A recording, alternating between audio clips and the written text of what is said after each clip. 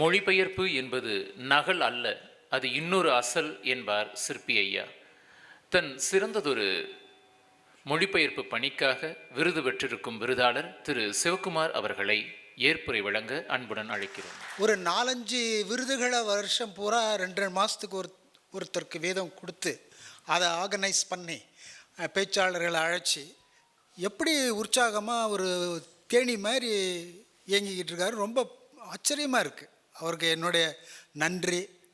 இந்த விருது புரவலர் PL சுப்பிரமணியம் ஐயா அவர்களுக்கும் நன்றி. இந்த விருதுக்கு KS சுப்பிரமணியத்தினுடைய பெயர் வைத்திருக்கிறார்கள். அங்கே ஒரு சுப்பிரமணியம், இங்கே ஒரு சுப்பிரமணியம்.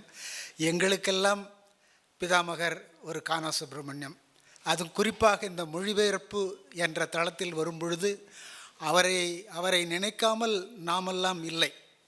அந்த வழியில் வந்தவர்கள், வர முயல்பவர்கள் என்ற வகையில் நானெல்லாம் மகிழ்ச்சி அடைகிறேன். அடுத்ததாக எங்களை பாராட்டி விருதுகள் வழங்கிய நீதியரசர் சுரேஷ்குமார் அவர்களுக்கு நன்றி.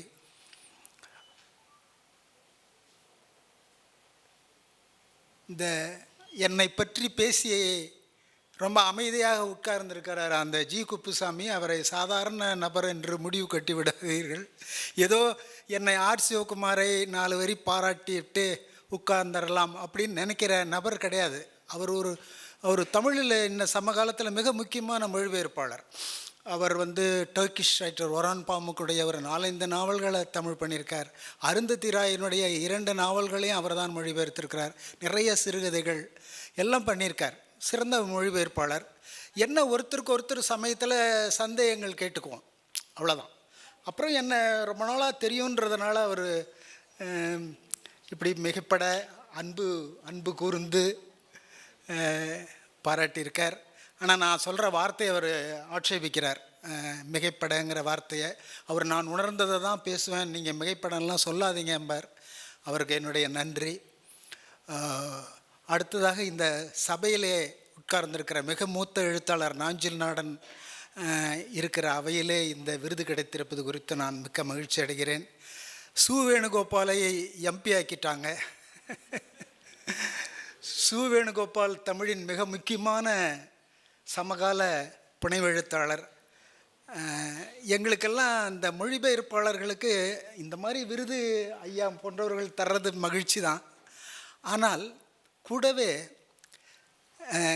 சு வேணுகோபால் ஒரு முக்கியமான எழுத்தாளர். ஆனால் அவர் சொல்லுவார், சார் உங்களோட அந்த லத்தீன் அமெரிக்க சிறுகதைகள் 86 அதை பார்த்து தான் சார் நான்லாம் எழுத்துலகத்துக்கு வந்தேன், அதெல்லாம் ரொம்ப முக்கியமாக ரொம்ப ஆச்சரியமாக இருக்கும். அதை நான் அப்படியே எடுத்துக்க மாட்டேன், லிட்டரலாக அப்படியே எடுத்துக்க மாட்டேன். ஆனால் ஒரு உந்துதல், எங்கேயோ ஒரு மொழிபெயர்ப்புக்கு ஒரு ஒரு ஒரு ரெலவன்ஸ் இருக்கும்.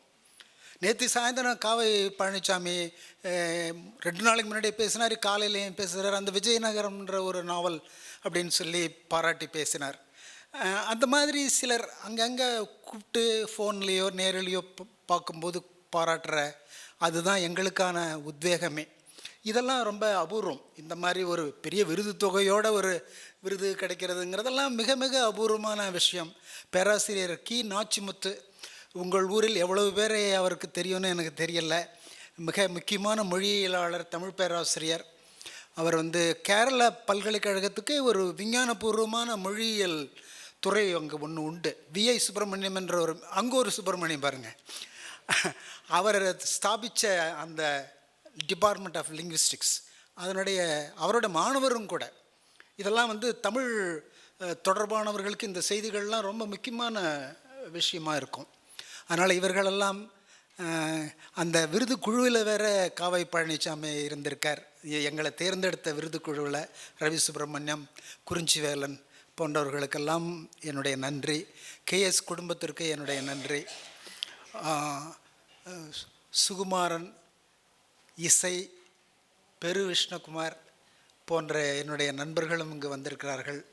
அவர்களோடு சேர்ந்து இந்த விருதை நான் வாங்கியதாக கருதுகிறேன். என்னுடைய மனைவி இதுவரைக்கும் எந்த விருது அல்ல மற்ற இலக்கிய கூட்டம் எதுவாக இருந்தாலுமே அழைச்சிட்டு போனதில்லை. அவங்க வந்திருக்காங்க. அவங்களுடைய தோழி, உடன் கற்பித்த ஆசிரியர் விஜயலக்ஷ்மி, அவருடைய கணவர், அவருடைய மகன் டாக்டர் ஒருத்தர் வந்திருந்தார், கணேஷ்னு, அவர் வெளியில் போயிருக்கார். இவர்களெல்லாம் வந்ததெல்லாம் ஒரு பெருமையான விஷயமாக எனக்கு தோணுது, ரொம்ப மகிழ்ச்சி.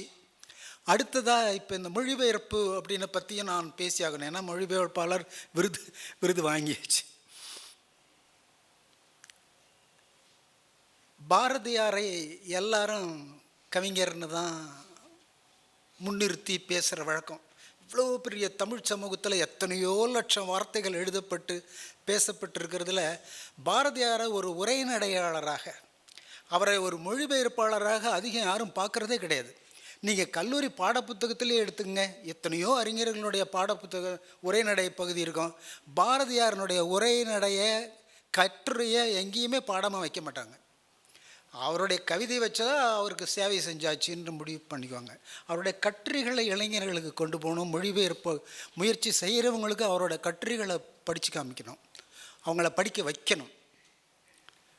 சரி, இந்த மொழிபெயர்ப்பு பாரதியார்னு சொன்னல, அவர் கானா சுப்பிரமணியம் அடிக்கடி சொல்வார், அவர் ஒரு பத்திரிகையாளராகவே நம்ம பார்க்குறதில்ல. பத்திரிகையாளராக அவருடைய பங்கு மிகப்பெரியது. இப்போ உதாரணத்துக்கு அவர் ஒரு மொழிபெயர்ப்பு அந்த கட்டுரைகள்லாம் வரும் பாருங்க, ரொம்ப மணிப்பெருவாளமாக இருக்கிறதுனால படிக்கிறதுக்கு ரொம்ப சுவாரஸ்யமாக இருக்கும். அந்த ஒரு தொகுப்பே சுகுமாரனுடைய பாரதியார் கட்டுரைகள் தொகுப்பு எப்படியோ ஒரு ரெசிப்ரோக்கல் டிஸானஸ்டியாக என்னன்னு தெரியல, அது என்கிட்ட இருக்கு. அதை இப்போவும் அடிக்கடி எடுத்து பார்ப்போம். அது பழுப்பு நேரமாக ஆயிடுச்சு, எடுத்தால் தும்மல் வருது.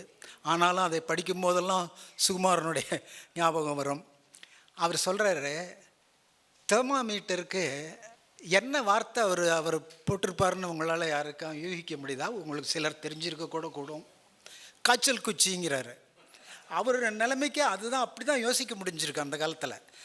பாட்டனை என்ன பண்ணுவார்? செடி நூல்ங்கிறாரு. இப்படித்தானே வந்திருக்கு தாவரவியல், இப்படித்தானே வந்திருக்குது. இன்றைக்கி என்ன காய்ச்சல் மானிங்கிற வார்த்தை அவருக்கு தெரியல, அப்போ வரலை. அவர் ஒரு வார்த்தையை உண்டாக்குறார். அப்படி அது அந்த உயிர்ப்பான தமிழ் உரைநடையை நீங்கள் அங்கேருந்து துவங்கணும். பாரதியாரிலிருந்து துவங்கி புதுமைப்பித்தன் அப்படி வரணும்.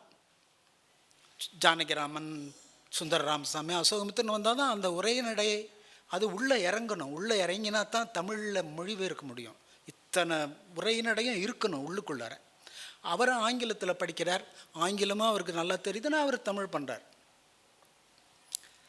சரி, இந்த தமிழ் மொழிபெயர்ப்பு பண்ணுறோம்னே அது என்ன, அது முடிஞ்ச முடிவா? எந்த மொழிபெயர்ப்புமே ஒரு ஃபினிஷ்டு ப்ராடக்ட் கிடையாது, அது ஒரு ப்ராசஸ் தான். ஒரு கட்டத்தில் என்ன ஆகுது, ஏ.கே. ராமானுஜன் சொல்கிற மாதிரி மொழிபெயர்ப்புகள் ஒரு கட்டத்தில் கைவிடப்படுகின்றன. நீங்கள் வாழ்க்கை பூரா ஒரு நாவலை வச்சுட்டு பண்ணிக்கிட்டு இருக்க முடியாது. ஒரு கட்டத்தில் சரி திருப்தி ஆகிடுச்சு, ரிவைஸ் பண்ணிட்டோம் அப்படின்னு நிறுத்திட்டு அது அச்சுக்கு போகுது, பிரசுரத்துக்கு போகுது, அவ்வளோதான். ஆனால் அந்த மொழிபெயர்ப்பு ஒரு 3-4 மாதம் கழித்து நீங்கள் எடுத்து படித்து பார்த்தீங்கன்னா, அந்த மொழிபெயர்ப்பாளரை சொல்கிறேன், படித்து பார்த்தா அடடே இந்த வார்த்தைக்கு இதை விட இன்னும் பெட்டராக போட்டிருந்துருக்கலாம், இது சமயத்தில் பிழைகளும் கூட இருக்கும், பிழைகள் இருக்கும். அதை உணர்ந்து, ஆனால் இங்கிலீஷ்காரனால் அதை ஈஸியாக அந்த பிழைகளை நீக்க முடியும் ஒரு மொழிபெயர்ப்பாளரால். ஏன்னா அங்கே அடிக்கடி பதிப்புகள் வரும். இங்கெல்லாம் ஒரு மொழிபெயர்ப்புக்கு 2வது பதிப்பு வர்றதுங்கிறது மிக அபூர்வமான ஒரு விஷயம். அப்படி வந்தால் ஓரிரு வார்த்தைகளை நம்ம மாற்றுறதுக்கு வாய்ப்பு இருக்குது. அதை நம்ம பதிப்பாளரும் அதுக்கு உடன்பட்டு பண்ணினால் அதை பண்ணலாம் அப்படிங்கிற அளவில் தான் நம்ம மொழிபெயர்ப்பு விஷயங்கள் போய்கிட்டு இருக்குது. சரி, நீங்கள் எப்படி இந்த மொழிபெயர்ப்புக்கு வந்தீங்க அப்படின்னா, நானும் எல்லாரை போல கூட கவிதையெல்லாம் 1-2 எழுதி பார்த்தேன். அந்த கவிதையெல்லாம் யாரும் பொதுவெளிக்கு கண்டிப்பாக வந்துடக்கூடாது. அப்படி வந்தால் இசை போன்றவர்கள் என்ன பண்ணுவாங்க, அதையும் இன்றைக்கி இருக்கிற இந்த 72 வயசு ஆர் சிவகுமாரையும் கம்பேர் பண்ணி ஒரு கவிதை எழுதிடுவார். பகடியான ஒரு அருமையான கவிதைக்கு அவருக்கு வாய்ப்பு இருக்குது. அப்புறம் ஒரு கதை எழுதினேன். ஆனால் அந்த கதை ஏதோ கொஞ்சம் சுமாராக இருந்து சுந்தர ராமசாமியே பாராட்டி அந்த கதையை பற்றி சொன்னார். ஆனால் தொடர்ந்து அந்த வழியில் நான் போகாமல் மொழிபெயர்ப்பே முழு வேலையாக போயிட்டு இந்த 2-3 வருஷத்தில் 2 நாவல்கள் சுயமாக எழுதியிருக்கேன். அது எந்த அளவுக்கு வாசகர்கள்கிட்ட ரிசீவ் ஆகும் அப்படிங்கிறதெல்லாம் இனிமேல் போக போக கொஞ்சம் தெரியலாம். இந்த விருது வழங்கிய அலமேலு அம்மா அவர்களுக்கும் நன்றி. மகிழ்ச்சி அவர்களோடு சேர்ந்து விருது வாங்கினது. வந்திருந்த என்னுடைய நண்பர்கள், குடும்ப நண்பர்கள், விருதுக்கு உரிய ஏற்பாடுகளை செய்தவர்கள், நீதியரசர் தம்பி ஜி குப்புசாமி, ஆரணி குப்புசாமி, நல்லா ஞாபகம் வச்சுக்கோங்க. ஆரணி குப்புசாமின்னா அப்புறம் உங்களுக்கு தமிழ் படித்தவங்களுக்கு நிறைய விஷயங்கள் ஓடும். அது மாதிரியான ஒரு நபர். ரொம்ப மகிழ்ச்சி. அப்புறம் இளந்தலைமுறை ஒரு தம்பி வந்திருக்கார், விஷ்ணுகுமார், கவிஞர் விஷ்ணுகுமார். இது இந்த இந்த இந்த உலகத்தில் ஒரு பெரிய விஷயம் என்னென்னா, பாக்கியமாக எனக்கு கிடைச்ச பாக்கியமாக கானாசுவை பார்த்துருக்கோம், பேசியிருக்கோம், மௌனியை பார்த்துருக்கேன், பேசியிருக்கேன். செல்லப்பாவை பார்த்ததோடு சரி, பேசுகிறதுக்கான வாய்ப்பெல்லாம் வரலை. அப்புறம் வண்ணதாசன், வண்ணநிலவன், அப்புறம் சுந்தரராமசாமி, அசோகமித்தன், அதுக்கடுத்து வண்ணதாசன், வண்ணநிலவன், அப்படிலாம் போய்கிட்டு இருக்கும்போது சுகுமாரன் போன்றவர்கள் அடுத்து வர்றாங்க. சுகுமாரனுக்கு நான்லாம் கொஞ்சம் சீனியர், ஆனால் அவர் படைப்பிலக்கியவாதி, கவிஞர். இப்படி ஒரு தொடர்ச்சி இருக்குது பார்த்தீங்களா? இதுதான் இதில் முக்கியம். இந்த உலகத்தில் இதுதான், தொடர்ச்சி தான் முக்கியம். நடுவில் வருவார்கள், மறைவார்கள், அது போய்கிட்டுருக்கோம். பட் இந்த தொடர்ச்சி, அதுக்கு அந்த இளைஞர் இன்றைக்கி சாட்சியாக இந்த கூட்டத்தில் வந்திருக்கார். எல்லாருக்கும் மகிழ்ச்சி. நன்றி. தங்களின் யதார்த்தமான ஏற்புரைக்கு நன்றி.